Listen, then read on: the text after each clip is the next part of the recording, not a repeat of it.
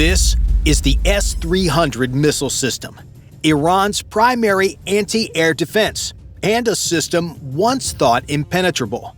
Yet Israel has nearly wiped them all out. Using the U.S. F-35 fighter jets, it quickly became evident that the Russian-made S-300 stood little chance in battle. But even more bizarre, Israel achieved all of this without suffering a single loss. But what made the S-300 such a vital target? On October 26, 2024, as Iranian troops went to sleep for the night, more than 100 aircraft took off from secret air bases from around Israel. For those still awake that evening, they continued on business as usual at air defense sites, weapons storage facilities, and missile factories across Iran. It all seemed ordinary until Israel's secret weapon made it anything but. After traveling nearly 2,000 kilometers across Jordan, Syria, and Iraq, the Israelis struck just before dawn. Without warning, missile sites across the country simultaneously exploded. The Iranian military was in complete shock. By the time the dust had settled, they realized the damage was serious as it took out all of their most advanced air defense systems, the S-300. The S-300s destroyed in this attack were the Russian-made S-300 PMU-2, which are the export versions of the Russian S-300 missile systems, but with slightly fewer features.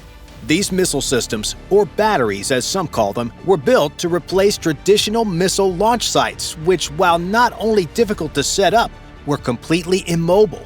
The idea behind the S-300 was simple: precise firing and swift relocating as soon as it takes a shot. This is actually a big step forward from traditional air defense systems like Russia's own last-gen S-200, as they were often immediately detected as soon as they fired a defense missile and their location is more or less compromised. Strategically, this would put any military at a big disadvantage. So here comes the new S-300. This system could not only set up fast enough, but also pack up and flee before the enemy could figure out where the missile came from. Even if they did, by the time they responded, the S-300 would be long gone. Speaking of the S-300, the entire system included a truck loaded with 4 missile silos which often had supporting radar units. But what made the S-300 excel? The S-300 is a long, medium-range defense system like the Russian S-200 and can successfully defend against threats between 120 kilometers and 400 kilometers. This system was so effective in its time that the only way to beat it was to overwhelm its abilities. This meant launching attacks faster than the S-300 could reload, and only a handful of countries could do that back when Iran initiated the purchase of this system from Russia in the 90s. Therefore, on paper, it was a perfect air defense system for Iran to use against Israel, and obviously, Israel didn't like it as this system gave its enemy the one thing that Israel hates the most: a sense of security. Why, you ask? Because in Iran's favor, these systems were the perfect deterrent for Israeli airstrikes. But there was one major issue with the S-300. The defense system was designed in the 70s, with the latest modification being made over 40 years ago. Some small upgrades here and there wouldn't make this system magically on par with the latest attack systems that Israel now possessed. The world had come so far ahead in terms of missile and aircraft technology that this system was obsolete against modern threats. Did Iran foresee this? Yes. They foresaw the failure of the S-300 defense systems, but did nothing to stop it except for plans to acquire the newer S-400 series. Think about it. If you knew you had worn-out armor, would you be confident in going into a battle, or would you replace it with newer armor? With Iran's increasing rocket and drone attacks on Israel, a deadly Israeli response was only moments away, but the intensity with which this attack would come really shocked the world. In the past, Israel would send an F-16 or F-15 fighter jet to attack a spot or two, but these jets were old and right in spec with the S-300. Therefore, the S-300 did have some degree of success defending against these strikes. However, this time, Israel sent over 100 aircraft to attack nearly all of Iran's air defense systems and missile manufacturing sites spread across its western border. This attack was unlike the ones made before. This deadly fleet of aircraft included the fifth-generation F-35 fighter jets. The F-35 proved more than a match for the Russian S-300 defense systems. All of the jets successfully destroyed their targets and returned to Israel without a single loss and left behind a crippled Iran with less than 9 defense sites to protect its borders. But how did the F-35s beat the seemingly impenetrable Russian defense system? For starters, the Lockheed Martin F-35 Lightning II, the main version of the F-35 used by Israel against Iran, is one of the most advanced jets on the planet. Not only because of its technical prowess, but its stealth and navigational abilities. It is a single jet with multi-role stealth abilities that, after a nearly 11-year development saga, finally reached initial operational capability in 2016. Despite all the hiccups along the way, the F-35 has proven to be the most advanced fighter aircraft in the world that will eventually become the mainstay of U.S. and their allies' combat aviation. Because of the wide range of current and potential future customers, numbering around several dozen, each with unique needs and capabilities that need to be addressed, there are a few variants of the F-35 with slightly varying operational capabilities. For example, the F-35A is the primary variant operated by the U.S. Air Force that was built around conventional takeoffs on runways and has its 25mm cannon internally mounted to make it more aerodynamic for dogfights. Israel operates the F-35I variant that is specially modified to accept Israeli-made weapons, communication suites, data links, and radars, among other features. With the Israeli Air Force operating 40 of these jets and with plans to acquire 35 more, the Israelis are working hard to replace their other, older combat aircraft. But why is the F-35 so sought after? This jet is so technically ahead of its time that it can complete stealth missions and precise bombings with ease. This jet wasn't made to carry ground-penetrating bombs or big missiles. They're stealth bombers for that purpose. To help conduct stealth combat operations, the F-35 has 2 internal weapons bays, each with 2 weapon stations. That's why you don't see missiles hanging out on its wings. But when the situation calls for something more akin to a bull in a china shop, the F-35 can operate in what is called beast mode. In beast mode, stealth is sacrificed so that the 2 outboard weapon stations can carry ordnance up to 2,500 pounds, while the 2 inboard stations carry air-to-air missiles.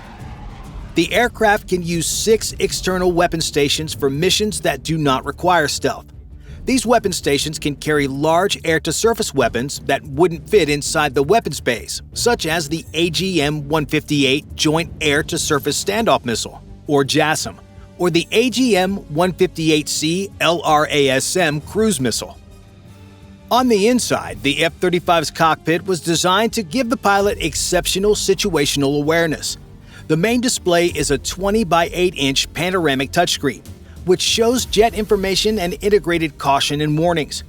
The cockpit also has a speech recognition system developed by Adacel. Think about it. An AI assistant built right into a fighter jet opens up a whole new world of opportunities for the F-35. As a pilot for this jet, you not only have a powerful, fast machine under your seat, but you have eyes in the sky, ears on the ground, and a whole load of defensive mechanisms in place to make sure you're not overwhelmed during an attack. Not only that, the avionics and sensor fusion are designed to improve the pilot's situational awareness as well as command and control capabilities.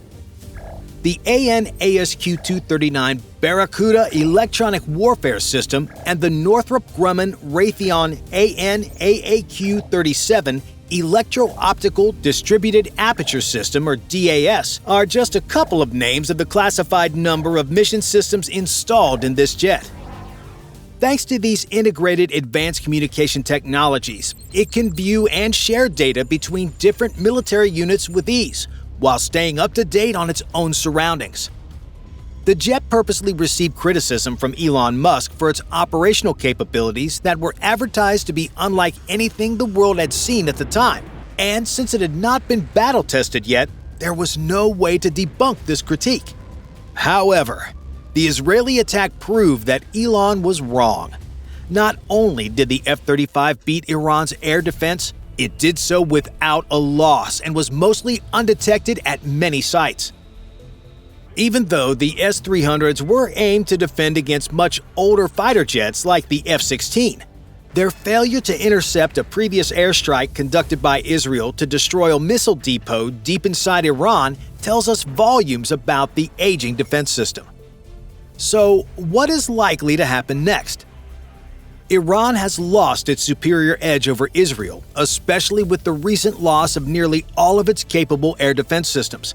Iran's military units, installations, and strategic facilities are now sitting ducks for Israeli jets to pick on. With Russian preoccupation in the war in Ukraine, Putin has left Iran to fend for itself against the full might of Israel. Because of this, the October 2024 attack that knocked out the bulk of Iran's S-300 systems, along with weapons storage and production facilities, puts Iran into a proverbial pickle. This is because Iran now has to rely on even more outdated Soviet or homemade systems to protect Iranian airspace from increasingly greater numbers of F-35 fighter jets. With the Iranian military's inability to ensure their homeland is protected from Israeli counterstrikes, this will make the Ayatollah think twice about messing with Israel. So what does this mean for the future? Iran, nor their proxy forces at their direction, can strike Israel anymore with the massive missile and drone strikes we saw in 2024. From a strategic perspective, this is a big win for Israel and would likely mean that Iran has no other option but to back off and lick its wounds while they attempt to rebuild their air defenses. At the current rate, it would take years without direct Russian support. I mean, without Russian help and the sale of Shahed drones to Russia to keep the war machine running, Iran will quickly run out of resources. Unlike Russia, it cannot manufacture its own defense equipment and long-range munitions. Western allies would likely be the most to benefit from this situation, as Iran has been their lifelong enemy. Let me tell you, this situation isn't going to end militarily for Iran. It would end with even more sanctions than this aspiring nuclear power country already has. Israel surely didn't pick a fight with Iran, but with Iran's air defense gone and Israel's far more superior long-range missile arsenal, Israel holds supreme over Iran now, and just like Gaza, it wouldn't take long for Iran's cities to crumble under a relentless Israeli offensive.